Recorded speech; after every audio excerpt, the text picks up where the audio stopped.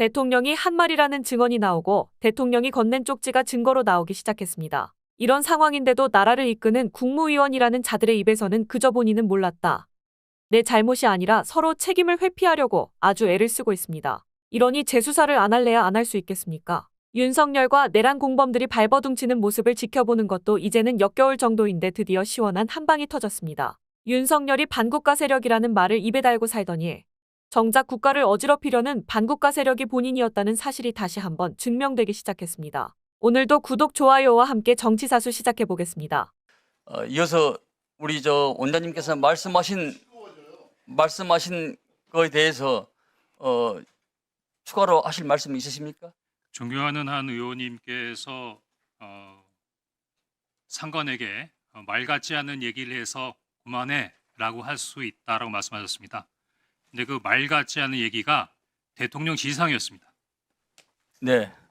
또 하나는 괜찮습니다. 뭐 제가 보고를 안 했을 수도 있죠. 또 기억 못 하실 수도 있고요. 다만 제가 이렇게 말씀드리는 거는 당시 상황에서 국정원 장과 차장이 어떠한 부분에 있어 행동을 했고 그것이 어떠한 부분에 있어 국면 수습에 해당되는 부분인가를 설명드리기 위해 했던 부분인 건데 제가 보기에는 그 작구 하나를 가지고 옳고 그르고를 따지는 부분이 이게 적절한가 하는 생각이 듭니다. 부총리께서는 국회 긴급 현안 질문에서 나와가지고 유동성 같은 것 확보를 잘해라 뭐 이런 내용이 쓰여 있었다. 그런 게 기억난다. 이렇게 말씀을 하셨어요. 지금은 이제 꼼꼼히 읽어보셨을 텐데 그것 말고도 다른 내용이 있었습니까? 그 당시 마이크가 나오는데 네.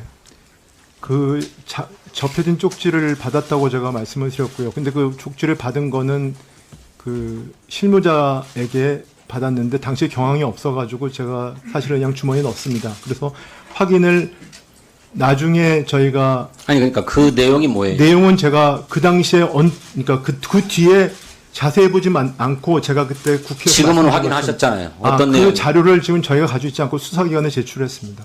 수사기관에 제출했어요? 네, 그렇습니다. 그러면 최상목 부총리는 경찰의 조사를 받았습니까? 그거는 제가 말씀드릴 수가 없습니다. 왜냐하면 수사 중인 사항이기 때문에. 그러니까 경찰이 소환을 했고 출석을 요구했고 참고인으로 조사 일정을 조율 중이다라고 하는 보도를 제가 봤는데 수사기관에 제출했다라고 하는 얘기는 이미 조사를 받았다 이 얘기입니까? 하여튼 뭐 제출했습니다. 사본은 가지고 있습니까? 사본은 안 가지고 있습니다. 그러면 지금 기억나는 대로 어떤 내용이 적혀 있었습니까? 그때 국회에 말씀드린 대로 정확한 워딩은, 그러니까 정확한 단어는 생각이 안 납니다만, 네. 제 국회에서 재정자금의 뭐 확보 뭐 이런 얘기를 했습니다. 그래서 그 정도만 기억이 나고 그 이후로는 제가 문서를 보지 않았기 때문에 제가 뭐 그 기억밖에 가지고 있지 않습니다. 그래요. 혹시 그 문건에 F 회의를 소집해라 라고 하는 것이 적혀 있었습니까? 그건 일단은 제가 그 적혀 있다는 사실을 보지는 못했고요. 당연히 관계가 없습니다. 왜 그러냐 하면은 그 부분은 저희가 F4A는 제가 그 문건, 그러니까 그 쪽지를 받기 전에 제가 스스로가 제가 제 판단으로 소집을 한 것이고요. 예. 그다음에 F4A는 재정 자금과 관련이 있지 않습니다. 부총리님이 아까 그 개헌 문건 관련해서 대통령의 말씀이 담긴 문건을 제때 읽지 않으셨다라고 수사기관에서 말씀하셨으면 저도 판사 생활을 했습니다만 아마 수긍하지 못할 가능성이 매우 높습니다. 아무리 경황이 없으셔도 오히려 더 경황이 없고 중요한 상황이니까 중간에 읽어보셨을 것 같거든요. 나중에 읽으셨다는 말씀이 맞습니까? 중간에는 제가 그러니까 그 쪽지가 저한테 있었던 걸 제가 인지를 못하고, 제가 다시 말씀드리겠지만 인지를 못하고 있고, 저는 그때 계엄에 반대를 했었고 그 다음에 사퇴를 결심하고 나온 사람입니다. 저는 그렇기 때문에 외부의 시장 관리에만 관심이 있었고요. 그 다음에 그 자리에서 제가 뭐 어떤 자료를 받았든 어떻게 하든 관심도 없었고 열어볼 생각도 없었습니다. 그렇지만 사실은 제가 인지를 못하고 있었습니다. 가지고 있어도 인지를 못하고 있었다가 아까 말씀드린 것처럼 회의하기 직전에 주머니에 지져보니까 주머니에 들어있어서 제가 그걸 차관 보고 가지고 있으라고 했고요. 그리고 나서도 저는 그 부분을 인지하지 못하고 있다가 회의 끝날 때쯤 차관보가 저한테 얘기해줘서 제가 언뜻 봤습니다. 봤더니 이게 아까 그때 본회의에서 말씀드린 것처럼 그 계엄을 전제로 한 그 조치 사항 같은 걸로 느낌을 받았습니다. 그래서 저희는 아까도 말씀드렸듯이 그 국회 해제되기 전에 저희가 간부회를 시작했는데 제가 간부회 모두에 우리는 제가 반대를 하고 왔고 사퇴할 생각이고 나는 개헌과 관련된 어떠한 거에도 제가 응하지 않겠다라고 얘기를 했고 그다음에 우리 간부들이 모두 거기에 동감을 했습니다. 그래서 회의를 진행하는 과정에서 그렇게 회의가 진행이 됐고요. 그다음에 그 사이에 국회에서 이제 의결된 거 제가 시청을 했고 시간상 그 나중에 끝날 때쯤 차관보가 저희 리마인드 시켰는데 딱 보니까 비슷한 문건이길래 아 이건 우리가 무시하자 해가지고 덮었습니다. 차관보님, 예, 그 내용 읽어보셨어요? 예, 저는 봤습니다. 어떤 내용입니까? 제 소관이 아니라서 정확하게 기억이 안 납니다만은 이제 계엄 관련된 예비비 관련 그 재정 자금 확보 이런 정도로 제가 기억을 하고 있습니다. F4 회의를 진행해야 된다 등의 내용은 그런 있었습니까? 얘기는 없었습니까? 전혀 없었습니다. 없었습니까? 대부분 재정 관련된 내용이라서 그 이외에는 다른 내용은 없었던 걸로 제가 기억을 합니다. 네, 들어가십시오. 고맙습니다. 많은 국민들이 의혹을 갖습니다. 대통령이 쪽지를 줬는데 그건 지시사항 아닙니까? 쪽지를 줬는데 어떻게 쪽지를 안 읽어봐요? 대통령이 직접 주신 게 아니고요. 그 대통령이 계신 자리에서 실무자가 저한테 참고자료를 줬는데 뭐 대통령 보고를 가면 참고자료가 많이 받아옵니다. 물론 뭐 그 상황은 그렇기 때문에 굉장히 엄중한 그런 그 비상계엄 그런 상황을 지시하면서 아니 그 지시를 하신 게 아니에요. 아니, 지시하신 상황이 아니었고 그래서 그날 만난 이유가 그것 때문에 만난 거 아니에요? 지시하신 상황이 아니었고 저는 그 당시에 F4A를 소집하고 대통령실에 있는 직원이 네. 어찌됐든 간에 우리 부총리한테 줬다라는 거 아닙니까? 네, 그렇습니다. 아, 그거 대통령 지시사항인데 그거 안 보는 사람이 어디 있어요? 지시사항이 아니고 참고하라고 줬습니다. 근데 저는 사실 그 당시에 경험도 없었고 제가 됐어요. 이 개헌을 반대했기 때문에 저 그 윤석열 상황에서 이제 차관님, 받은 예, 자료에 대해서 예, 관심도 없고 열어볼 의사도 없었습니다. 저 윤차관님, 차관보님 그 내용 봤다고 했죠? 예, 예. 그 내용에는 뭐뭐 있습니까? 한번 기억을 더듬어 보세요. 제가 뭐 제 소관이 아니라 정확한 기억은 안 나는데요. 아까 아니, 굉장히 말씀드렸던 중요한 것처럼 쪽지인데요. 예, 부총리께서 주시는 쪽지인데. 예, 그런데 이제 제가 기억나는 거는 예비비비 등 재정 자금을 확보 정도 지금 기억을 하고 있습니다. 지금 그 메모가 제가 볼 때는 비상계엄을 선포하고 계엄군에게 그 예비비를 지출 물적이든 예비비를 통해서 지원하라고 지금 그 메모 아니겠습니까? 그거는 제가 구체적인 건 사실은 제가 재정 담당이 아니라서 아니 뭐 재정 담당이 제가 아니고 자료를 메모를 들고 있다가 봤으니까요. 예, 그 정도 기억이 나는 계엄법 거거든요. 제9조 2항에 따르면 계엄군의 민간인 재산을 파기하거나 소각하게 되면 보상하게 되어 있고 예비비를 쓸 수밖에 없는 그런 상황이 발생해요. 그러니까 비상계엄을 선포했어. 그 쪽지 메모에는 결국은 계엄군에 대한 지원, 글이 예비비. 많지가 않았고요. 제가 분명히 기억나는 거는 예비비라는 단어 제가 기억하고 있고요. 자, 그럼 그 예비비라는 확보를 게 하라는 정도만 예비비라는 기억하고 게 있습니다. 결국 비상 계엄과 관련돼서 계엄군들한테 예비비를 쓸 수 있도록 예비비를 지원하라고 하는 그건 쪽지 메모 아니겠습니까? 그거는 뭐 제가 기억으로는 그렇게 글이 많지가 않아요. 아니, 정확하게 예비비가 지금 쓸 필요가 없잖아요. 않습니다.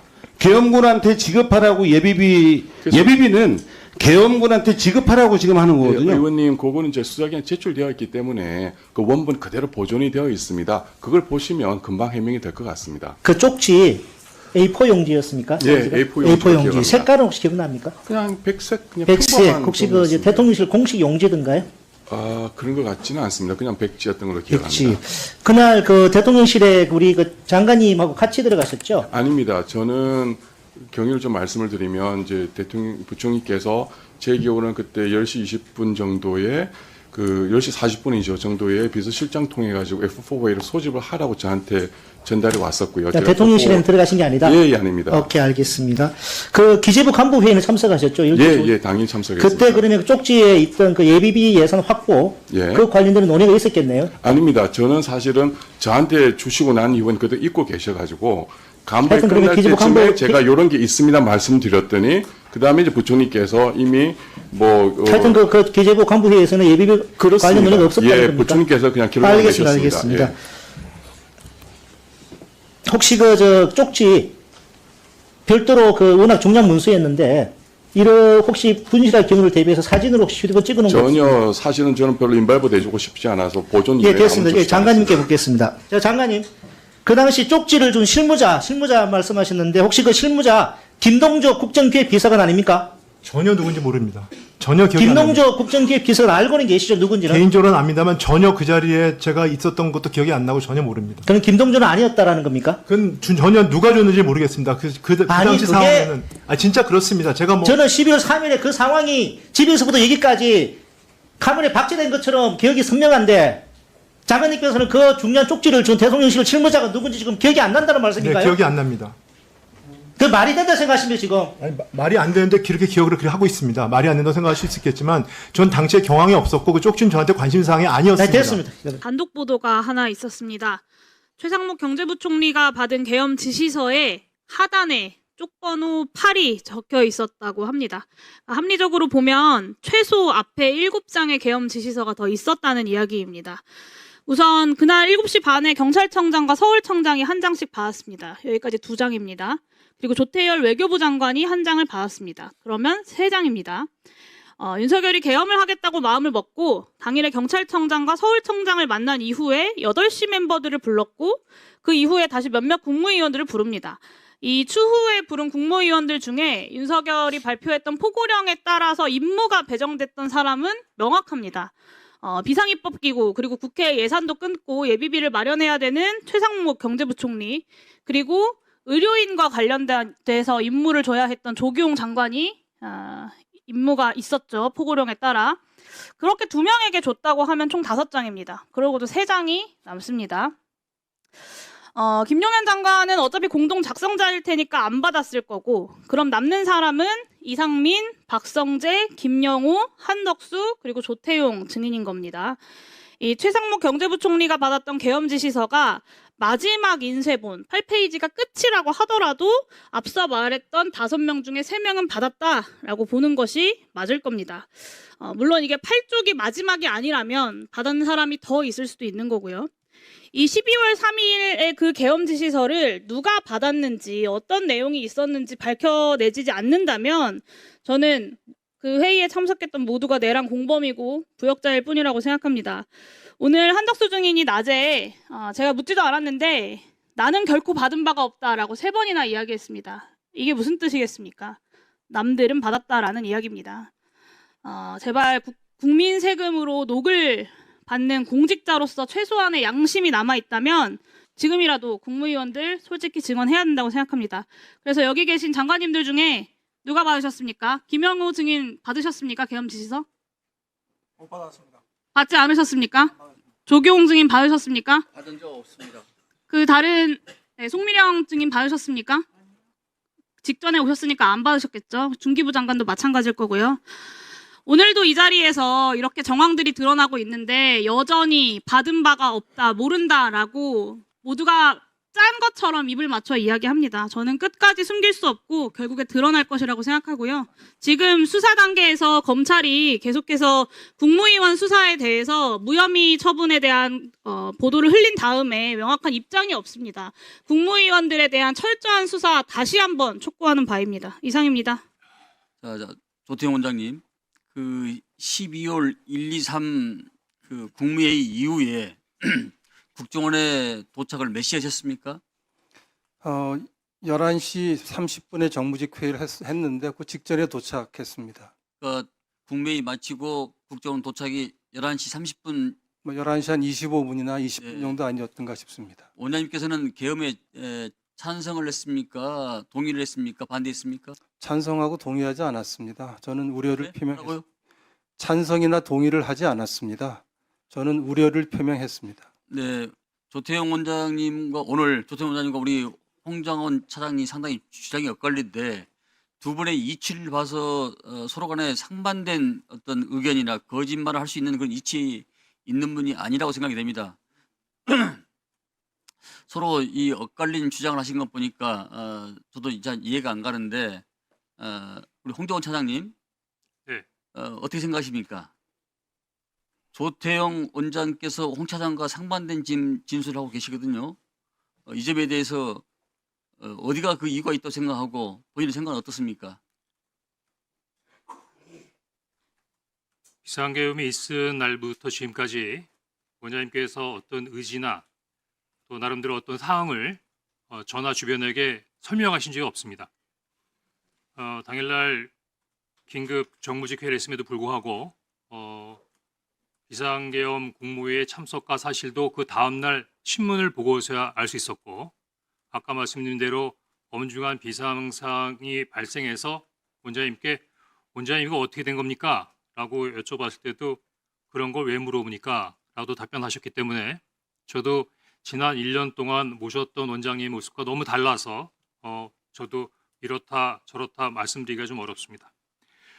기회를 주셨으니까 제가 굉장히 중요한 얘기를 하나 말씀드리고자 합니다. 이거는 제 말씀하세요. 얘기를 하는 것 같지만 예. 제 얘기가 아니라 지금 원장님하고도 관계가 되고 국정원의 앞날과도 굉장히 밀접한 관련이 있는 부분이기 때문에 조금 피곤하시겠지만 귀 기울여 주셨으면 좋겠습니다. 말씀하세요. 저는 그 12월 6일자로 정치 중립의 의무를 위반했다는 원장님의 인사 제청으로 경질됐습니다. 저는 계속 원장님이 경질하신 게 아니고 대통령께서 경질하신 겁니다라고 했지만 벌써 10번 넘게 그 국정원장께서 정치 중립 의무를 위반한 이유로 인사 제청을 해서 대통령께서 경질했다고 말씀하셨습니다. 그러면 대통령께서 저를 경질한 거하고 완전히 달라집니다. 뭐가 달라지냐면 제가 오후에도 말씀드렸지 않습니까? 정치 중립 위반이 관련된 부분은 국정원법에 7년의 징역에 처해질 수 있는 중형입니다. 따라서 이러한 부분에 있어 굉장히 중요한 범죄를 남용해서 적용할 수 없기 때문에 정확하게 말씀드리면 국정원법 제11조 정치관여 금지 제2항에 이렇게 명시되어 있습니다. 정치활동 관여 행위는 각 호에 해당되는 행위를 말한다라고 분명히 명시적으로 적시되어 있는 것입니다. 예를 들어서 그냥 정치 위반이다. 그럼 7년형입니다. 이런 부분에 있어서의 남용을 방지하기 위해서 규정과 법에 국정원 직원의 정치 중립 관련된 분의 내용을 각 호에 정확하게 명시해 놨습니다. 따라서 국정원장님께서 야당 대표에게 전화하라고 하는 것을 정치적 중립 위반 의무로 판단했다. 이거는 국정원법에도 없고 국정원 직원법에도 없고 규정에도 없는 겁니다. 임의적으로 자의적으로 판단하신 겁니다. 그러면 어떻게 되냐면요. 인사제청권자인 국정원장께서 국정원 법과 규정에 근거하지 않은 상태에서 자의적으로 판단하고 인사권자인 대통령에게 건의해서 저를 경질한 겁니다. 그럼 제가 보기에는 국정원장님이 저에 대해서 인사권자에게 허위 보고를 한 것이고 무고입니다. 인사제청권의 남용입니다. 따라서 12월 6일 날 있었던 저에 대한 경질은 원천 무효이고 불법입니다. 위원장님, 저도 좀 하지만 말씀할 수 있게 기회를 좀 꼭 주십시오. 잠깐. 이 부분에 대해서 국정원자를 고발하거나 행정소송을 하거나 하지는 않겠습니다. 다만 원장님, 그래도 국정원의 넘버원, 넘버2가 제가 나름대로 특별한 부분에 있어서의 다른 것도 아니고 원장님이 매일 아침마다 티타임에 의견을 달라고 말씀하셔서 우리 아이디어 차원에서 말씀드린 거 가지고 어느 날 갑자기 그거를 저한테 정치 관여 금지 위반이라고 해서 이렇게 어려운 상황에 멋진다면 저는 괜찮습니다. 이 다음번에 어느 부도장이 국회 뭐뭐뭐 얘기하는데 국회? 너 정치 중립 위반한 거 아니야? 라고 자의적으로 판단하고 근거와 법에 규정하지 않은 상태에서 판단해서 저와 똑같은 상황이 된다고 하면 앞으로 국정원이 창의적이고 자율적인 부분에 있어의 사고와 대화를 나누면서 소통할 수 있는 문화로 발전해 나갈 수 있겠습니까? 저는 원장님께서 아까 조선일보 너 왜 오보라고 그랬냐? 충분히 설명드릴 수 있습니다. 왜 너 혼자만 알고 있었다 그랬는데 나한테 보고했다 그러냐? 충분히 말씀드릴 수 있습니다. 하지만 그런 얘기 하지 않겠습니다. 그리고 원장님, 저 이거 그냥 말씀드리고 말겠습니다. 다만 원장님 국정원을 사랑하시잖아요. 우리 국정원을 위해서 넘버2를 이런 식으로 경질하는 부분은 앞으로 옳지 못하다고 생각하고 우리 원의 발전을 위해서 우리 원장님 돌아가시는 길에 좀 충분히 고민해 보셨으면 좋겠다는 생각이 듭니다. 오늘 내용은 여기까지입니다. 유익하셨다면 구독과 좋아요 한 번씩 부탁드립니다. 대한민국이 바로 서는 그날까지 정치사수가 함께하겠습니다. 감사합니다.